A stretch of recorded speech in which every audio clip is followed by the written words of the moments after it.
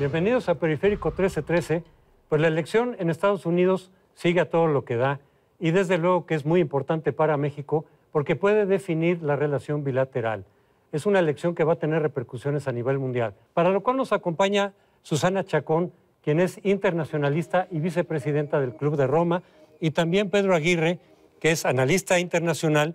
Y Pedro, acabas de publicar un libro sobre elecciones en el mundo, sí, en donde incluyes también esta elección de Estados Unidos. En efecto, se llama De Winston Churchill a Donald Trump, auge y decadencia de las elecciones. ¿Cómo Gran se ve? libro que hay que leer todos. Que me dijo un estupendo politólogo mexicano, me hizo el favor de hacer introducciones. Aquí presente Luis Carlos Ugalde. No, debes responder. Bueno, ¿cómo se ve la elección desde la perspectiva mexicana? Yo digo que aquí prevalece la idea de que desde luego con Hillary no nos seguía tan mal, que hay muchos que critican de todas maneras, que dicen es dura, pero que con Trump desde luego sería la locura. Y aquí yo les quería preguntar una cosa.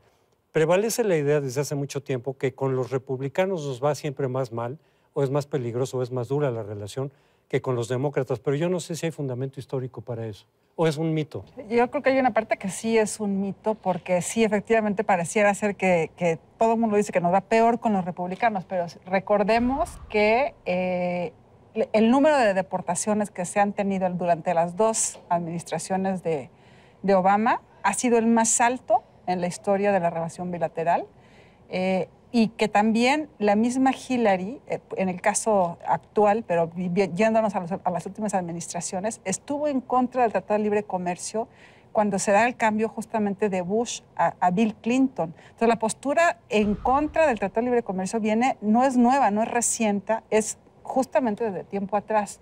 Entonces, hay una como mano suave por parte de los demócratas que les permite aparentar que son una relación mucho más fluida y mucho mejor con México, y una mano mucho más dura con los republicanos. Sin embargo, con quien se pudo negociar el Tratado de Libre Comercio fue con un republicano, y evidentemente muchos de los acuerdos que se han tenido históricamente también con los republicanos han sido muy sólidos, ¿no? Entonces, depende de la persona, depende del momento, depende de las prioridades nacionales en lo que son intereses nacionales en Estados Unidos, y también del manejo estratégico o nada estratégico que se da por parte de México, ¿no?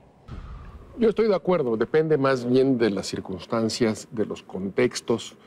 Qué bueno que recuerdas que quien negoció el Tratado de Libre Comercio fue George Bush padre, y habría de alguna forma que se lo vaya a hacer saber al señor Trump, porque Trump insiste una y otra vez que Bill Clinton fue el que firmó. Sí. Quien firmó el tratado, lo sabemos, fue George Bush padre, pero quien lo hizo aprobar, haciendo que un suficiente número de legisladores demócratas votaran a favor, además de todos los republicanos, fue Bill Clinton. A final de cuentas, Clinton hizo campaña en contra de NAFTA, sí, por y ya supuesto. Después como presidente lo apoyó. Ya como presidente pragmáticamente apoyó el tratado de tal forma que sacaron los suficientes votos. Y además también Clinton, acuérdense que nos dio aquel famoso rescate después del error de diciembre que tanto nos ayudó. Sí, esto es muy interesante porque aquí efectivamente primero está en contra de Bill Clinton. Por supuesto que Hillary Clinton en ese momento, desde su trinchera, también estuvo en contra del tratado. Y el rescate lo hace, o sea, yo siempre he dicho que el principal negociador del rescate del efecto tequila se llama Bill Clinton. El principal negociador mexicano fue Bill Clinton, pero no porque es buena persona con nosotros. Claro. El sistema bancario de Estados Unidos estaba tronando. Y si no nos hubiera rescatado, el primero afectado iba a ser los bancos en Estados Unidos. Pero al final de cuentas fue una actitud positiva, como quiera que se vea, de parte de un demócrata. Ahora, yo estoy de acuerdo. No existe una regla si demócratas o republicanos son mejores o peores, depende, como tú bien dices, de los contextos de las situaciones. Ahora, en esta situación, a pesar de que Hillary ha tenido estas actitudes ambiguas hacia México, me parece de todas maneras muy claro que ante la alternativa, pues Hillary sería la menos mala, no para México, sino para la humanidad. ¿Por qué? Porque ha hecho el señor Trump un tema, un issue, como dicen allá, el caso mexicano.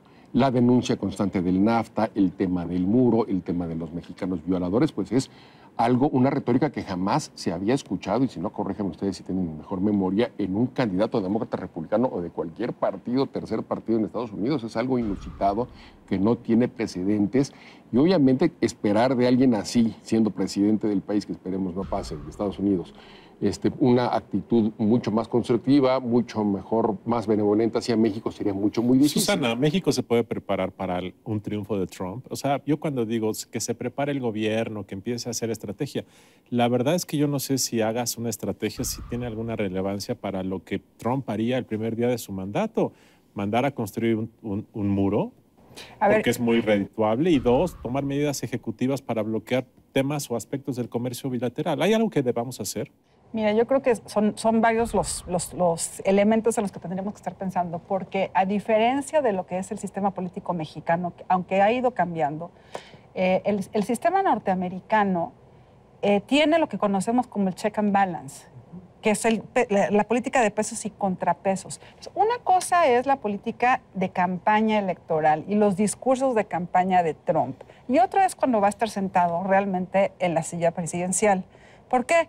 Porque efectivamente muchas de las cosas que dice que va a hacer no es más que un discurso de campaña que al momento de que empieza el día 1 que tú mencionas y el día 100, varios meses después, evidentemente va a tener ahí un freno del Congreso y de los mismos republicanos dentro del Congreso. Entonces, sí tenemos mucho que hacer, Luis Carlos. Y tenemos que hacer una campaña y una estrategia muy bien pensada, no con Trump como persona o con Hillary como persona, con el sistema norteamericano, de ir a hablar con republicanos y demócratas, congresistas, de ir a hablar con gobernadores, porque aquí cada estado es diferente, cada dinámica dentro de los estados es diferente.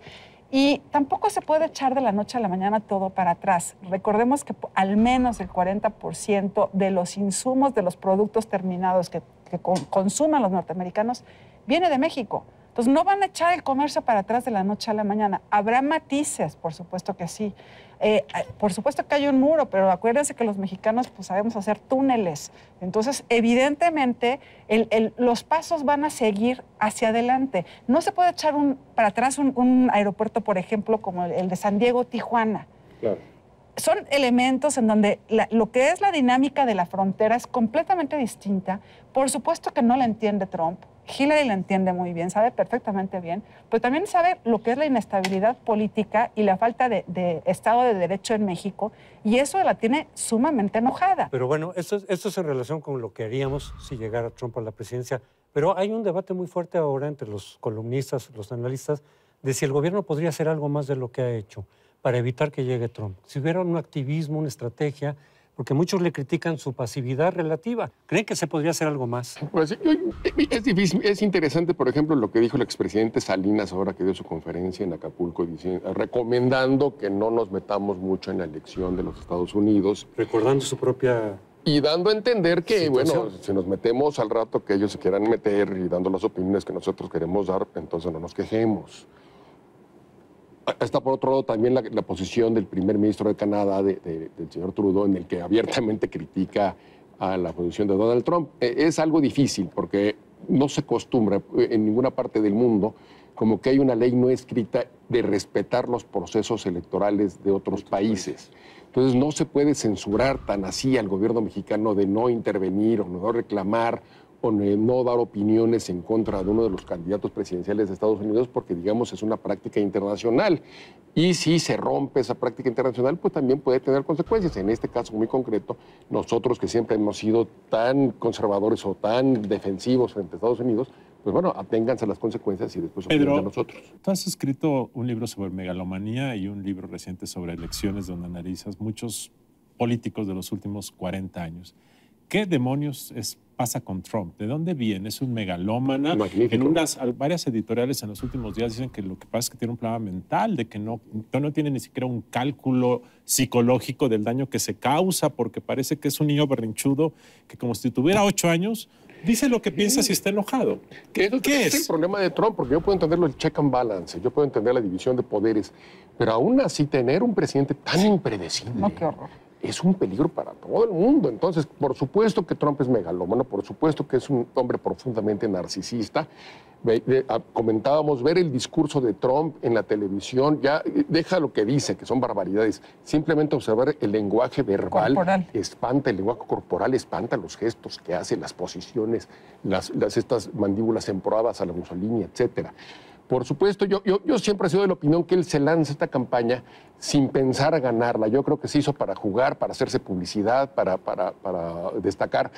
Y prueba de eso es en el momento en el que él, sorprendido, dice: yo podría dispararle a la gente en la Quinta Avenida y no tiene la popularidad, pero lo hace sorprendido. Es decir, él se confiesa y de alguna manera confiesa de que a pesar de todas las tonterías que digo todos los días, y hasta yo lo sé, sigo ganando popularidad y el primero sorprendido era él. Por supuesto que no está preparado, no tiene el perfil para ser presidente de Estados Unidos. ¿Tú crees que va a ganar Susana? Qué horror. Todo puede suceder en este momento, Luis Carlos, pero yo creo que hay que rescatar este elemento que tú preguntaste antes y vincularlo con si va a ganar o no va a ganar. ¿Por qué está ahí?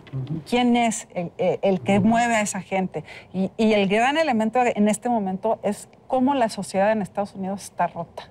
Es una sociedad que está muy molesta, está muy enojada y que justamente por la falta de capacidad de respuesta del sistema al día a día de la sociedad, se puede permitir un personaje como este loco de Trump y realmente que lo sigan. ¿Por qué? Porque están muy indignados de que no ven su día a día resuelto. Entonces, no tenemos una bola de cristal. Evidentemente, si vemos los números del colegio electoral el día de hoy, están a favor de Hillary. 191 a 134 versus 36 que son de indecisos. Pero si se suman a los de Trump, puede ganar, evidentemente, también Trump. O sea, y si se mueven de aquí en la campaña, o sea, el decir yo creo que va a ganar o no va a ganar, depende mucho de cómo se van a mover a los diferentes electorados, tanto el republicano como el demócrata, de aquí a noviembre. Y faltan los debates, que luego son. Y los debates son clave, ¿no? También son clave. Yo creo que después de la terminación de la convención demócrata, sí hay una diferenciación. Digo, hay encuestas que ahorita suben a Hillary 7 puntos sobre Trump, pero hay otras que los mantienen en 44-42 juntos. Entonces, depende de quién está haciendo las preguntas y qué tipo de preguntas, ¿no? Ahora, sí es una respuesta a una sociedad rota, muy molesta y con una necesidad de violencia cada vez mayor. ¿Tú crees que va a ganar, Pedro? No, desde luego pueden pasar muchas cosas, es cierto, ponerse a hacer pronósticos. Yo no quiero que gane, por supuesto que no. Yo no creo que gane, yo creo que se está desinflando, yo creo que está entrando en una dinámica hacia abajo. Los constantes enfrentamientos con los líderes del Partido Republicano, innecesarios, gratuitos, las ofensas que hace a los padres de soldados que mueren en guerra, ya está pasándose el límite. Yo creo que ese efecto teflón de decir tonterías y subir la popularidad le sirvió en las primarias, pero ya hacia la constitucional ya se le está acabando. Imagínate, tú hablabas de las encuestas, hoy apareció la de Fox News, Fox, que es ultraconservador, pro-republicano, lo tiene 10 puntos a Hillary Clinton, arriba de Trump, y además está subiendo el factor del tercer candidato, de Gary Johnson, que es el candidato del Partido Libertario, ex gobernador de Nuevo México republicano, con otro ex gobernador republicano de Massachusetts como vicepresidente, y que en el total está robando a los dos por igual votos, pero hacia el colegio electoral podría votarle 2, 3 estados del medio oeste de las Rocallosas al candidato republicano. Estados que son muy rojos, muy republicanos, como Utah, por ejemplo. Los mormones no pueden ver a Trump y podría quitarle votos importantes en el colegio electoral, que es lo importante. Pero yo creo que ahí justamente la pérdida va a ser para Trump, no va a ser para Hillary, sí, ¿no? Para Trump. Entonces yo no lo veo, yo veo que ya su efecto teflón se acabó, que está cometiendo muchos errores. Claro, falta mucho tiempo, pueden pasar muchas cosas, toquemos madera. Pues toquemos madera y ojalá los oiga el cielo. Sin embargo, yo creo que más allá de quien gane, aunque gane Hillary, el daño ya está causado. Ya se corrió la agenda, ya se rechazó el TPP, el acuerdo transpacífico, al menos retóricamente. Vuelve la violencia está muerto, en el escenario norteamericano. Y NAFTA ya está cuestionado otra vez. En fin, yo creo que el daño está causado. Ojalá no haya más daño. Muchas gracias por habernos acompañado, Susana, Pedro. Al contrario. José Antonio, muy buenas noches. Hasta la próxima semana.